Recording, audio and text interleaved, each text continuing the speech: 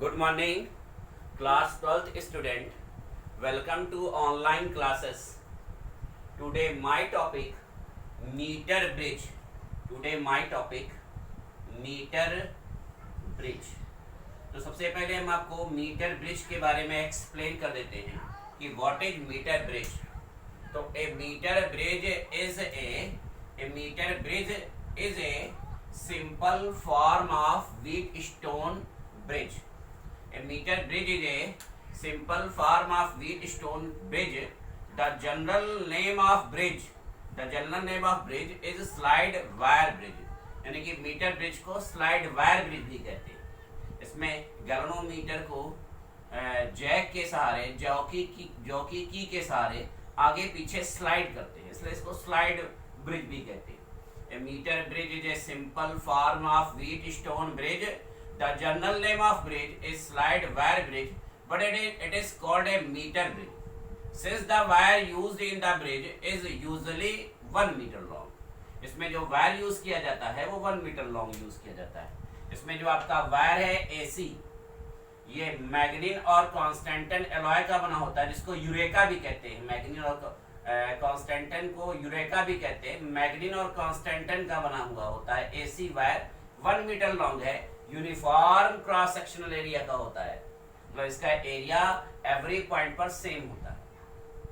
Since the wire used in the bridge is usually 1 metre long, AC is a resistance wire of Constantan or Magnin and has a uniform cross-sectional area. R is unknown variable resistance. Resistance box लगा हुआ है जो हमारा unknown variable resistance है. R हमारा resistance box है. resistance box से R की वैल्यू फाइंड कर लेते हैं. और कैपिटल G जो है हमारा गैल्वेनोमीटर है जो बैलेंस पॉइंट को डिटेक्ट करता है. व्हीटस्टोन ब्रिज हमारा बैलेंस तभी होगा जब वो नो डिफ्लेक्शन पर होगा. गैल्वेनोमीटर में कोई करंट पास नहीं करेगा. जब गैल्वेनोमीटर में करंट नहीं पास करेगा तो आपका बैलेंस पॉइंट पर होगा. एस हमारा अननोन रेजिस्टेंस है जिसे हमें फाइंड करना है. एस हमारा क्या बेटा अननोन रेजिस्टेंस है जिसे हमें फाइंड करना है. तो एक बार फिर से समझ लेते हैं कंस्ट्रक्शन को. कंस्ट्रक्शन में बता रहा है कि AC जो है हमारा मैग्नीन और कॉन्स्टेंटन का वायर है. AC दो कॉपर की स्ट्रिप लगी हुई है L शेप की और बीच में एक स्ट्रेट स्ट्रिप लगी है. AD जो ब्लैंक स्पेस है उसमें एक रेजिस्टेंस बॉक्स लगा देते हैं और DC जो हमारा ब्लैंक खाली जगह है उस पर हम एक अननोन रेजिस्टेंस कैपिटल S लगा देते हैं जिसकी वैल्यू हमें फाइंड करनी है. फिर गैल्वेनोमीटर को हम जॉकी की के सारे आगे पीछे स्लाइड करते हैं. तब तक स्लाइड करते रहते हैं जब तक नो डिफ्लेक्शन पॉइंट पर नहीं आ जाता. तो नो डिफ्लेक्शन पॉइंट पर AB वायर यानी AB रेजिस्टर का जो रेजिस्टेंस है P है ये फिक्स्ड है. BC के लिए जो रेजिस्टेंस है वो Q है फिक्स्ड है. वायर का जो क्रॉस सेक्शनल एरिया है वो एवरी पॉइंट पर कैपिटल A फिक्स है. AB के लिए लेंथ L है मान लीजिए आपका. तो पूरा हमारा AC 1 मीटर यानी 100 सेंटीमीटर है. तो AB के लिए लेंथ जब L होगा तो BC के लिए लेंथ हमारा 100 माइनस L सेंटीमीटर हो जाएगा. 1 माइनस L मीटर यानी 100 माइनस L सेंटीमीटर. यहाँ पर जो लेंथ हमारा हो जा रहा है वो 100 माइनस L सेंटीमीटर और यहाँ पर हमारा L सेंटीमीटर हो जा रहा है. मतलब वायर AB के लिए जो बैलेंस पॉइंट आ रहा है गैल्वेनोमीटर का बैलेंस पॉइंट जहाँ पर डिफ्लेक्शन नहीं हो रहा है वहां पर रेजिस्टेंस P है. ये P वायर AB का जो रेजिस्टेंस P है ये फिक्स्ड है. वायर BC का जो रेजिस्टेंस Q है वो फिक्स्ड है. इसके लिए लेंथ L है और इसके लिए लेंथ 100 माइनस L. तो आपको फार्मूला बताया गया है कि रेजिस्टेंस यहाँ P लिया जा रहा है. रेजिस्टेंस P जो होगा वो specific resistance rho, length L और एरिया A. ये इक्वेशन फर्स्ट हो जाएगा. आपको बताया गया R is equal to rho L upon A. और रो जो है वो मैग्नीन और कॉन्स्टेंटन का स्पेसिफिक रेजिस्टेंस और रेजिस्टिविटी है. फिर Q के लिए लेंगे तो Q इज इक्वल टू हमारा रो 100 माइनस L डिवाइडेड A. यानी कि Q का जो बैलेंस पॉइंट आ रहा है वो BC पे आ रहा है और BC हमारा 100 माइनस L सेंटीमीटर. अब दोनों को डिवाइड कर देंगे तो divide equation first by second, तो हमारा जाएगा P upon Q is equal to rho L upon A, और यह हो जाएगा rho 100 minus L upon A। तो A आपका कैंसिल, लो rho cancel, then P upon Q is equal to L upon 100 minus.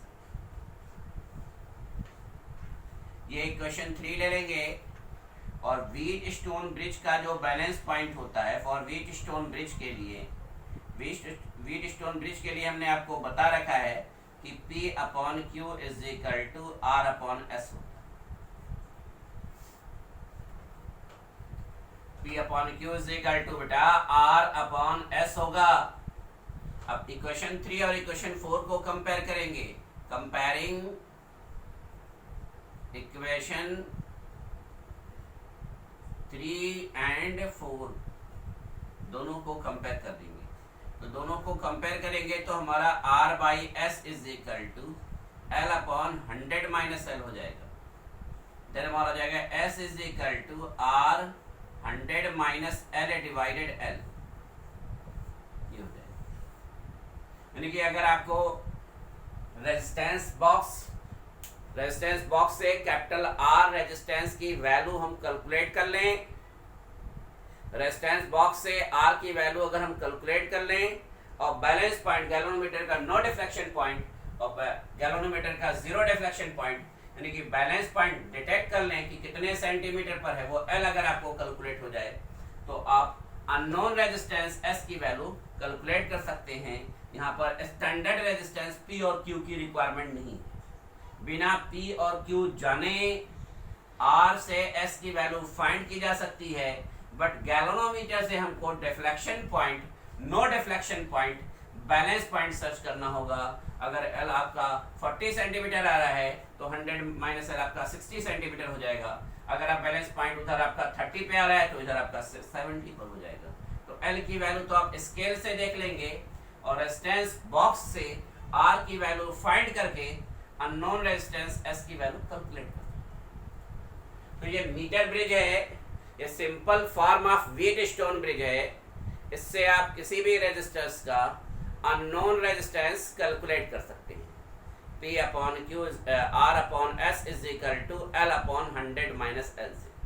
इसमें जो वायर यूज करते हैं AC, वो मैग्नीन और कॉन्स्टेंटिन का होता है, और AB पर हमारा फिक्स रेजिस्टेंस P, BC पर हमारा फिक्स रेजिस्टेंस C।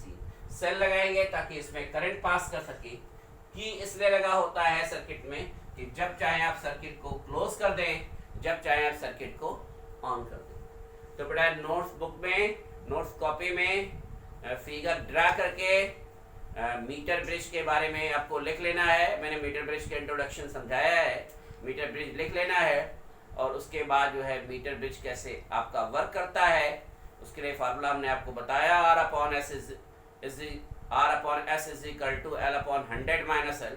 इसको राइट करके एक बार रिवाइज कर लेंगे तो मीटर ब्रिज पर बेस्ड न्यूमेरिकल क्वेश्चन हम आपको नेक्स्ट क्लासेस में एक्सप्लेन करेंगे।